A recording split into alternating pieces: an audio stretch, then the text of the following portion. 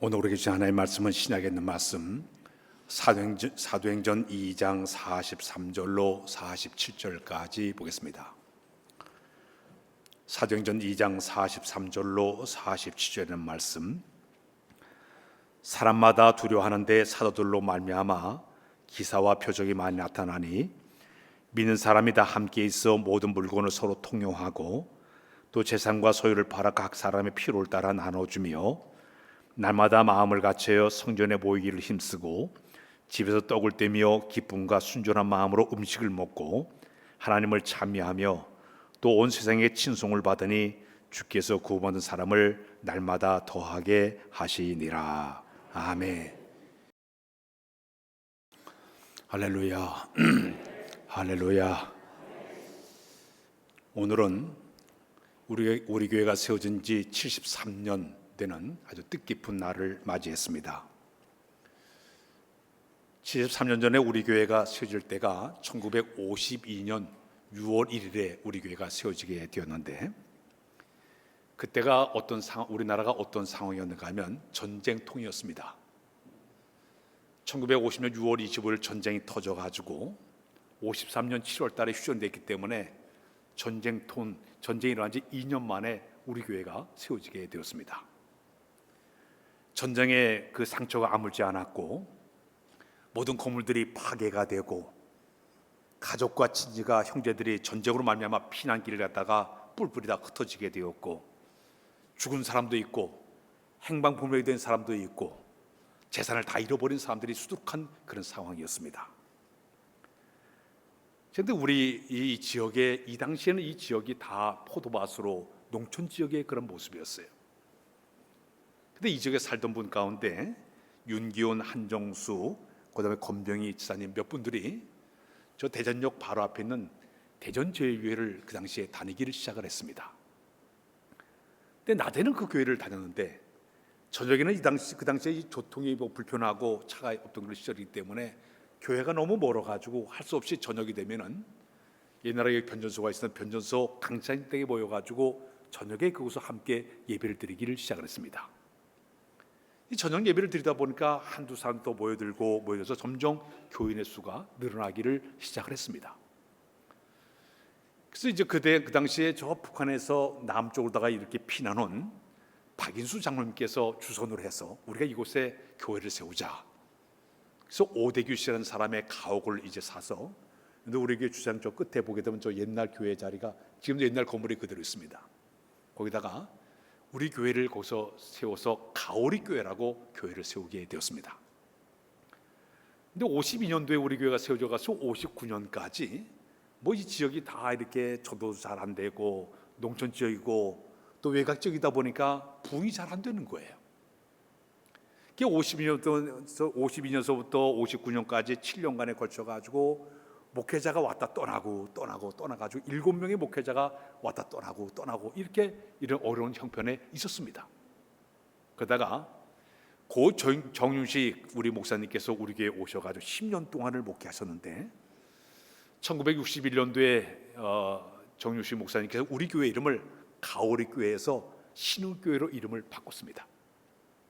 그 10년 동안 목회하다가 우리 교회를 떠나게 되었고, 두 번째 이제 목사님 오셨는데 우리 교회 원로 목사님이었던 우리 세상을 떠났지만 우리 박성동 목사님께서 25년 동안 목회를 하시면서 우리 교회 바로 옆에 있는 이 건물을 저 2층짜리 건물을 지어가지고 이 교회에서 교회가 이렇게 세워지게 되었습니다. 그래도 하나님의 은혜로 이 지역이 점점 발전돼서 포도밭이 없어지게 되고 아파트로 들어서게 되고 점점 발전하다 보니까 우리가 이 가오 지역에서 그리고 가장 큰 교회로 지금 성장을 하고 있습니다. 우리 교회는 발전 가능성이 높은 교회예요. 넓은 주장을 준비했고요. 모든 시스템을 잘 준비되어서 아마 이제 우리 교회 앞으로 가면 갈수록 크게 부흥할 줄로 믿습니다. 성장할 줄로 믿습니다. 꿈을 가진 교회가 바로 우리 교회라고 볼 수가 있습니다. 예수님께서 비유 가운데 그런 말씀이 있습니다. 겨자씨 비유가 있는데요. 마태복음 13장 31절로 32절을 한번 읽고 넘어갈까요? 시작. 또 비유를 들어 이르시되 천국은 마치 사람이 자기 밭에 갖다 심은 겨자씨 하나를 같으니 이는 모든 씨보다 작은 곳이로되 자란 후에 든 풀보다 커서 나무가 되매 공중의 새들이 와서 그 가지에 깃들이느니라. 우리나라 사람들은 작은 것을 표현할 때 콩알만하다, 좁쌀만하다 그렇게 표현합니다. 근데 유대인들은 작은 것을 표현할 때 겨자씨만하다 그렇게 표현합니다. 이 겨자씨가 얼마나 작은가 하면은 볼펜을 콕 찍었을 때 점 그 조그마요. 저 어떤 사람이 겨자씨를 이렇게 성주수를 갖다 가져왔는데 이래 보다 없어져 버렸어. 콕김에 날아가요. 그렇게 작은 게 겨자씨예요. 근데 그 겨자씨를 땅에다 심어놓게 되면 그것이 점점 자라서 짝이 나게 되고 잎이 나오게 되고 꽃이 피게 되고 열매를 맺게 되는데 어떤 것은 3m, 4m까지 자라나게 됩니다. 새들이 와서 깃들 정도로 자라나게 됩니다. 복음의 역사도 이와 똑같습니다. 처음에는 미미하고 보잘것없고 빈약했나 하다도 시간이 흘러가며 따라가지고 계속적으로 자라는 것이 바로 복음의 역사예요. 근데 이 겨자씨는 굉장히 비록 작지만은 뭐가 있는 그 속에 생명이 들어있기 때문에 자라나게 되는 거예요. 이와 마찬가지 이 복음도 우리가 전하는 이 복음은 그 속에 예수 생명이 들어있는 줄로 믿습니다. 예수 생명이 들어있기 때문에 심어놓게 되면 자라나게 되어 있습니다. 점점 자라게 되면 새들이 깃들주도록 자라나게 되는 것이. 우리 교회 73년 동안 복음의 비밀을 가지고 계속 심어놨기 때문에 이만큼 성장한 줄로 믿습니다. 자라난 줄로 믿습니다. 계속 이 생명의 역사는 끊임없이 지금도 이어지게 되는 것입니다.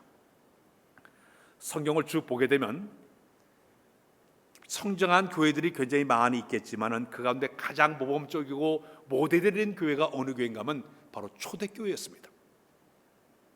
이 초대교회는 네 가지 면에서 아주 성장이 잘 된 교회로 꼽혀지는 교회입니다. 첫 번째는 어떻게 교회가 성장이 됐는가 하면은 영적으로 성장한 교회다. 영적으로 성장하였다. 사도행전 2장 42절에 보게 되면 이런 말씀을 우리 읽을까요? 시작. 그들이 사도들의 가르침을 받아 서로 교제하고 떡을 떼며 오직 기도하기를 힘쓰니라. 초대교회 복음을 전하자 사람들이 몰려들기 시작했습니다. 초창기 그들이 한 일이 뭐냐, 모여서 뜨겁게 기도를 하고 사들이 가르치는 말씀을 철저하게 들으면서 예배에 치중하기를 시작을 했습니다.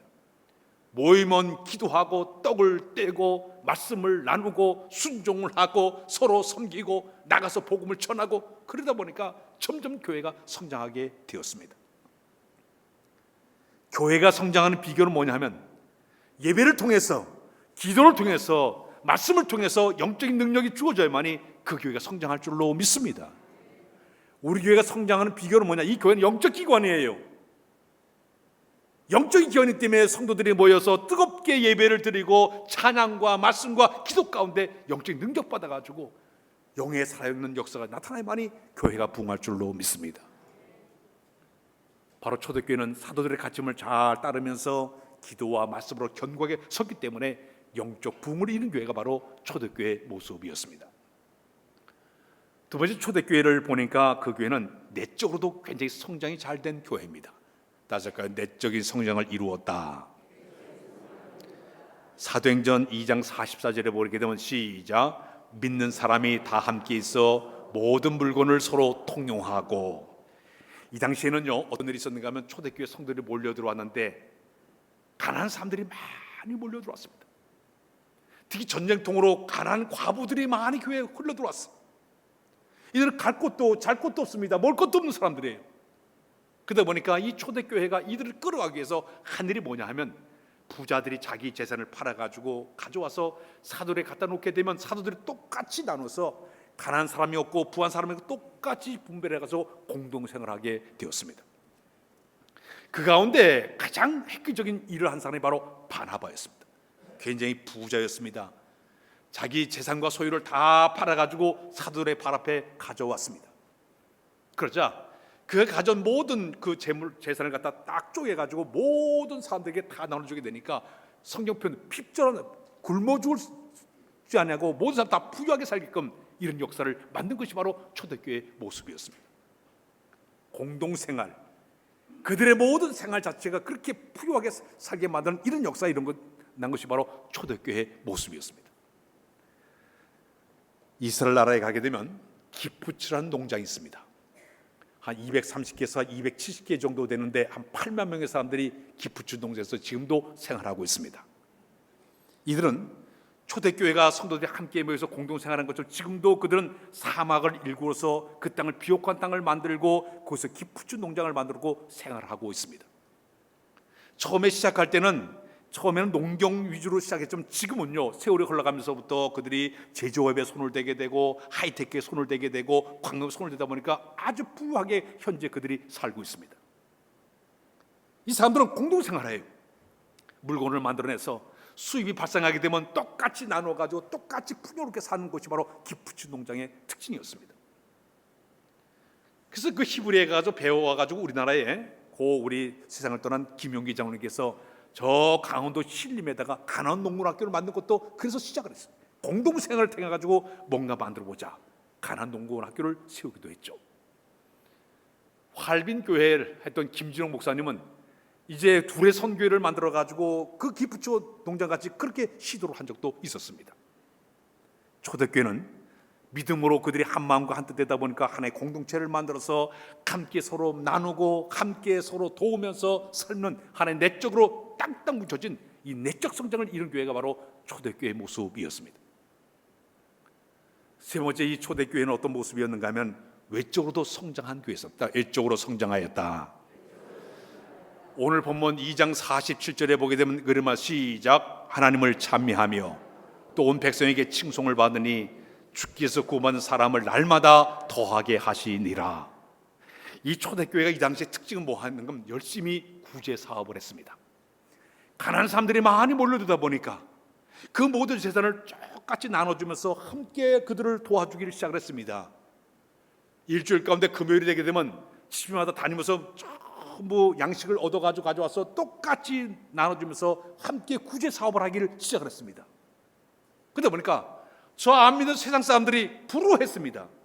교인들이 서로 사랑하고 서로 나눈 그 모습을 바라보면서 야, 대단하다. 어떻게 저렇게 서로 사랑하고 저렇게 선한 일을 행할고, 세상 사람을 칭송받는 교회가 바로 초대교회의 모습이었습니다. 사랑하는 여러분, 우리는 교회를 갖다 빛이 되자 소금이 되자 찬양을 많이 하고 있습니다. 물론 구한말 시대 우리 한국의 이 기독교는 아주 굉장히 빛과 소금의 역할을 한 적도 있었습니다.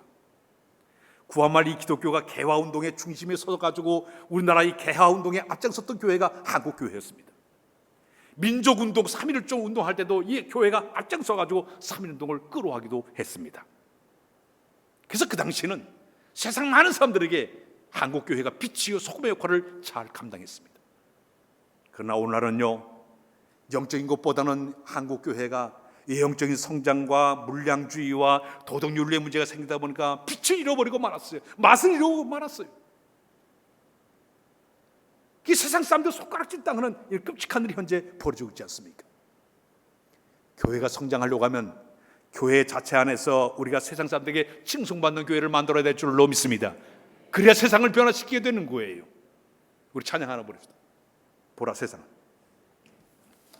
오라 우리가 세상을 박수 치면서 우리 부릅시다.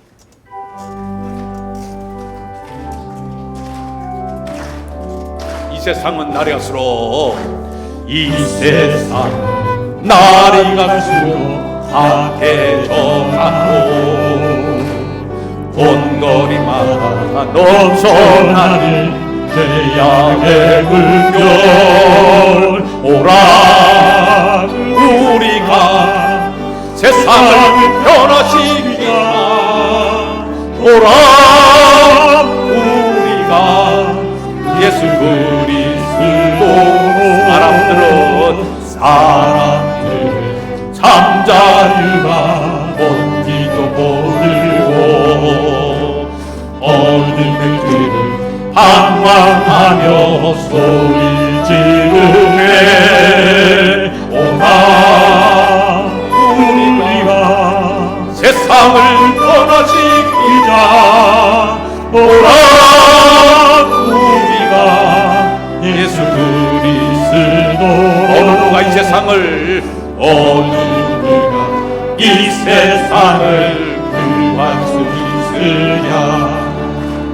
하나님은 저들에게 오직 죽음뿐 가라. 우리가 세상을 변하지 가라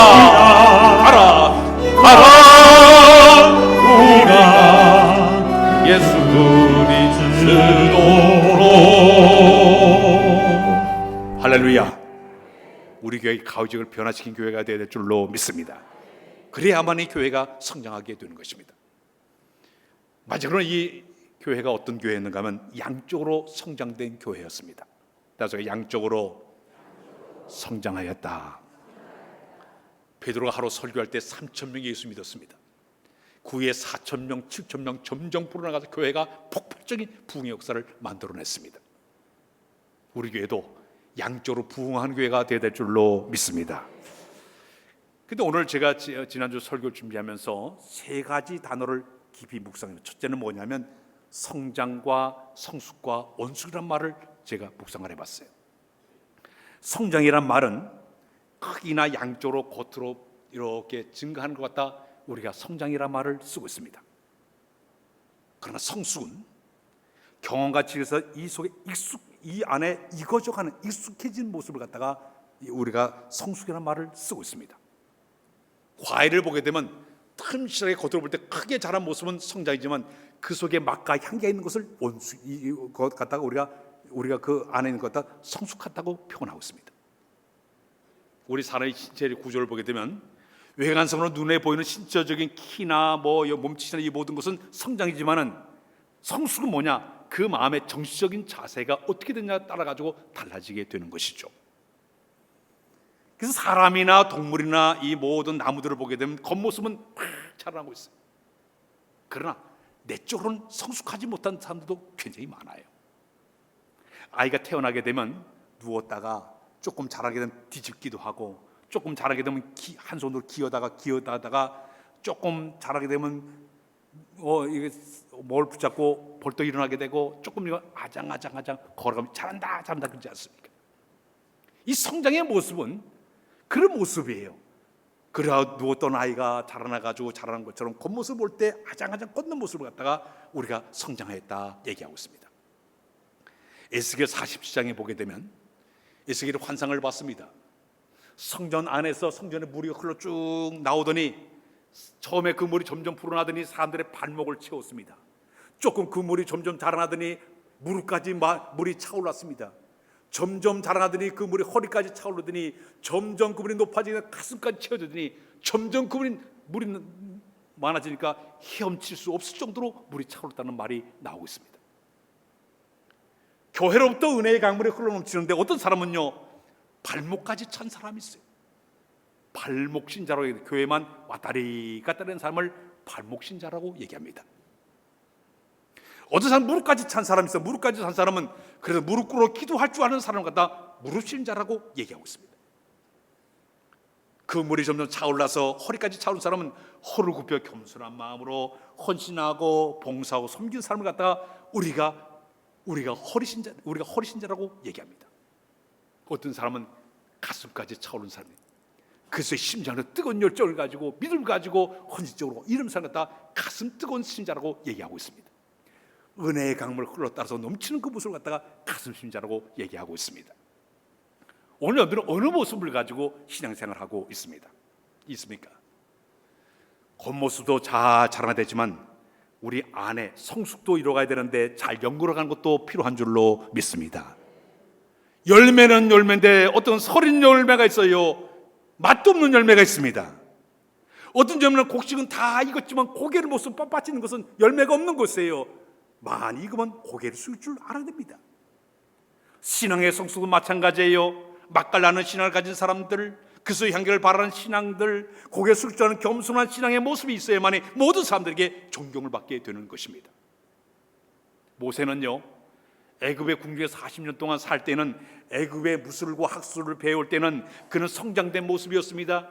그러나 그때는 하나님 그를 쓰실 수가 없었습니다. 미디안광을 쫓겨나게 만들어서 그는 40년 동안 미디안광이 약물을 치면서 서서히 익어가는 성숙의 과정을 거치게 됩니다. 자기를 버리는 훈련, 낮아지는 훈련, 이 훈련을 다 끝난 다음에 80세가 되니까 그제야 불러가지고 글을 쓰신 것이 바로 하나님의 모습이었습니다. 우리 교회는 이제 나이가 73세 됐으면 얼마큼 나이가 많이 먹었습니까? 우리 교회는 성숙한 교회가 되어야 될 줄로 믿습니다. 그러기 위해서는 이 공동체를 만드는 모든 사람들 가운데 조직에 이끌 모든 사람들이 성숙한 신앙을 간직해야 되는 것이에요. 성숙한 교인들이 모여들어서 교회를 아름답게 만들어 나가야만이 그 교회가 성숙한 교회의 모습이 되게 되는 것입니다. 조금 더 나가게 되면 성숙보다 더 한 단계 높은 수준이 바로 원숙이에요.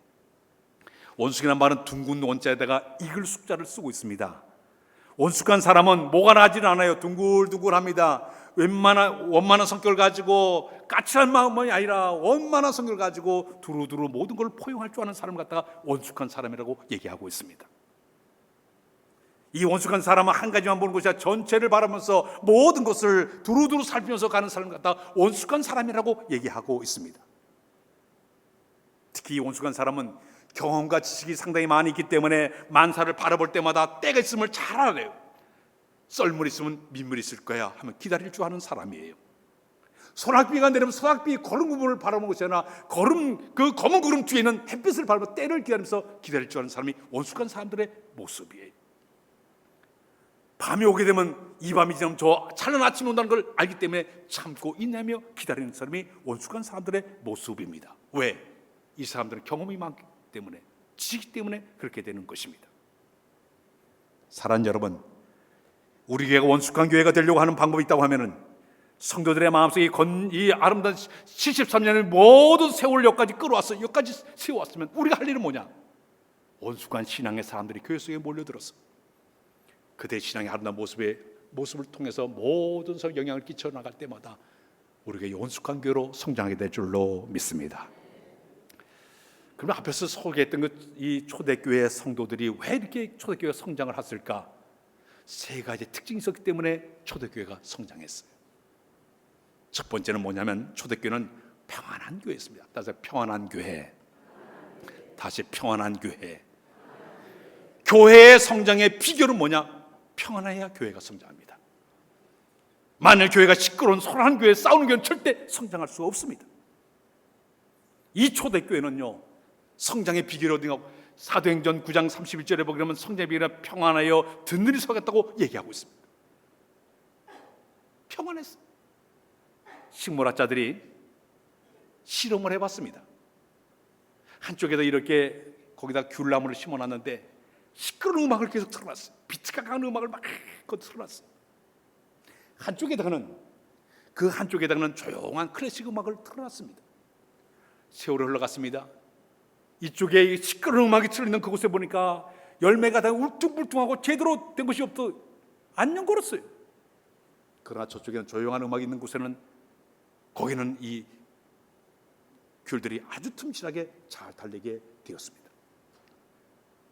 짐승들도 그러면 시끄러운 데는요 새끼도 못 나요. 제가 전에도 그런 얘기했지만 제가 저 청주에 목회다 왔으니까 거기 비행장, 여러분들 그 비행장이 있습니다. 거기 가면 그 청주공항 바로 옆에 전투기 부대가 있습니다. 그 외편교회는 그 교회 가면 얼마나 비행기 뜰 때 시끄러운지 그 소리 때문에 그곳에는 돼지나 소나 닭들이 알도 못 낳고 새끼를 못 낳아요. 너무 시끄러워가지고 몇 년 지나야만이 이제 적응된 그런 그 소나 돼지 그때서 새끼를 낳게 돼요. 외편교회 제가 설교하러 갔습니다. 가보니까 그 교회는 벽을 이중으로 해놨어요. 비행기 소리 커가지고. 그래도 소리가 크니까 설교하다가 비행기 소리는 가만히 있다가 다시 설교를 시작하고 그래요. 시끄러운 교회는 절대 성장하지 않습니다. 교회의 성장의 비밀은 뭐냐면 교회의 성장의 비밀은 평안한 가운데 나가야만이 교회가 성장할 줄로 믿습니다. 바로 초대교회는 그 특징을 가지고 있기 때문에 성장했어요. 두 번째는 초대교회는 이 주를 경외하는 교회였었다. 주를 경외하였다. 경외라는 말이 헬라 말로 포테타이라는 말은 두려움으로 하나님을 두렵고 떨릴 마음으로 섬기다는 의미를 가지고 있습니다. 특히 이 초대교회는요 성령께서 그 교회에 운행하시다 보니까 즉각 하나님의 역사가 나타나기 시작했습니다. 환자들이 있을 때 베드로와 요한이 성전 비문에 앉은 사람을 딱 고치니까 그냥 벌떡 일어나 걷기도 하고 뛰는 것을 바라봤습니다. 문둥병자가 고침받는 것을 바라봤습니다. 베드로 사도가 죽은 사람 살린 기적을 바라봤습니다. 그러니까 특히 그 교회 안에 어떤 아나니아와 삽비라가 성령 속인 죄로 즉각 죽음을 당을 보면서 야, 하나님 잘 섬기게 됐다, 두려운 마음을 품었습니다. 그러니까 그들이 하나님 섬길 때 두렵고 떨리는 마음으로 여호와를 잘 경외했기 때문에 그 교회가 성장한 교회가 모습이 되었습니다. 우리 교회도 아마 성령의 기적이 나타나는 교회가 되어야 될 줄로 믿습니다. 교회가 하나님을 두려워하는 마음으로 떨리는 마음으로 섬겨나갈 때마다 이 교회가 부흥의 역사를 만들어내게 되는 것입니다. 마지막에는 뭐냐? 그 교회는 성령의 위로 가운데 교회가 성장했다고 얘기했다. 성령의 위로로 진행하였다. 성령님이 교회 가운데 임하셔서 성도 사이를 움직이기 시작했습니다. 그들의 마음을 감동 주기 시작하니까 그들이 성령의 감동 따라가지고 열심히 헌신하고 봉사하고 충성하다 보니까 교회가 저절로 성장하는 거예요. 우리 교회도 주의 거룩한 영 임하시게 되면 그분이 성도 사이를 운행하시면서 그들의 마음에 감동과 감화와 능력을 부어주게 되면 이 교회가 성령의 이루 가운데 교회가 부흥의 역사를 만들어내고 이 지역 내에 뛰어난 교회로 성장을 거듭하게 될 줄로 믿습니다. 풀로 신학교의 신학 교수인 맥가이버라는 그런 교수님이 계신데 이분이 인도에 가서 선교사로 활동했던 그런 분이십니다. 그분이 그런 얘기를 했습니다. 이분이 교회 성장학자인데 교회 안에는 성도들이 세 종류의 교인이 있다고 소개를 했습니다. 첫 번째 교회는 100% 가운데 10% 교인은 그들은 활동적 깨어 있어서 가지고 활동적으로 일하는 성도가 10%라고 얘기합니다. 이들은 깨어있는 성도들 때문에 주어진 일을 아주 열심히 뜨거운 마음으로 헌신하고 봉사하고 이런 사람이 10% 된다고 합니다. 그 다음에 80%는 깜빡깜빡 조는 이런 성도래요. 떴을 때는 봉사하고 잠잘 때는 안 하고 깜빡깜빡 조는 사람이 80%라고 얘기합니다. 나머지 10%는 자는 성도라서 아예 깊은 잠에 빠진 성도가 10%라고 얘기를 했습니다. 그래서 교회가 성장하려고 하면 그 80% 깜빡깜빡 조는 성도를 깨워가지고 이 10% 사람과 함께 협력을 해가지고 교회를 세우는 것이 바로 교회가 성장하는 비결이라고 얘기했습니다. 단 깊이 잠든 10% 사람들은 절대 깨우지 말라 그랬어요. 깨우면 승질 내니까 그냥 내버려두고 그대로 내버려두고 80% 깜빡깜빡 좋은 사람을 깨워가지고 그들과 더불어가지고 하나님의 역사를 이루어가라고 그분이 소개했습니다. 여러분이 세 종류 가운데 어느 모습으로 우리의 신앙생활을 하고 있습니까? 10% 들어와 있습니까? 아니 80% 들어와 있습니까? 나에게 주신 하나님의 그 은혜를 내가 깊이 기억하면서 교회 속에 들어와 뜨거운 마음으로 주를 섬겨나갈 때마다 우리 교회는 원숙한 교회로 다시 한번 재발돋움해서 다시 제 내년을 향해서 달려가는 아름다운 교회가 될 줄로 믿습니다. 이 큰 은혜가 여러분들 가운데 풍성해지시길 주의 이름으로 부탁드립니다. 기도합니다. 하나님, 저들에게 이제 귀한 은혜를 허락하셔서 이제까지 주를 섬기고 은혜 가운데 살아가도록 은혜 준 것을 감사합니다. 교회를 섬겨나갈 때마다 성령께서 우리의 마음을 위로하시고 특히 여호와를 경외하는 마음으로 이제 세워주어서 막강한 사용을 잘 간담으로 교회가 크게 부흥하는 이런 역사를 이루어가도록 복을 나누어 주옵소서. 예수 그리스도의 이름으로 기도하옵나이다. 아멘.